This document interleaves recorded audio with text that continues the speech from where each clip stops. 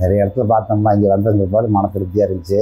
நாங்கள் வந்து இந்த மாதிரி சொன்னதுக்கு அம்மா வந்து இந்த மாதிரி நீங்கள் பண்ணி கொடுத்தே பண்ணிக்கலாம் பண்ணி தரேன்னு சொன்னாங்க. அதே மாதிரி பண்ணி கொடுத்துட்டாங்க. 2 குழந்தை பிறந்திருக்குமா. எந்த நேரம் போனதுனாலும் எடுத்து பேசுவாங்க மேடம். கரெக்டாக நம்ம என்ன கேட்டோமோ அதை கரெக்டாக மாதிரி பாதிச்சு விட்றாங்க.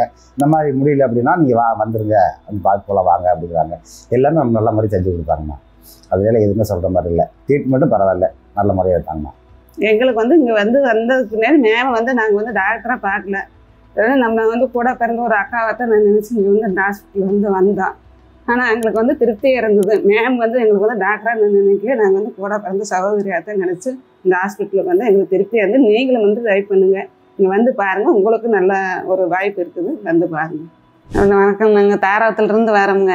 தாராவத்திலேருந்து வந்தாலும் இங்கே பக்கத்தில் வந்து நாங்கள் வந்து குழந்தை வந்து தம்பிக்கு வந்து ஒரு 13 வயசு ஆச்சுங்க. இறந்துட்டு அப்படி காய்ச்சி வந்து சரி எங்களுக்கு பாப்பா ஒன்று 15 வயசில் இருக்குது. எங்களுக்கு வாழ்க்கையே இல்லை. பாப்பா வந்து கொஞ்சம் மூளை வளர்ச்சி கம்மியாக இருந்ததுங்க. வாழ்க்கையே இல்லை, எங்களுக்கு முடிஞ்சுன்னு நினச்சா. ஆனால் இங்கே வந்ததுக்கு பின்னாடி தான் எல்லாம் இந்த ஆஸ்பத்திரி போனால் உங்களுக்கு வந்து கண்டிப்பாக இதாகும் அப்படின்னு சொன்னாங்க.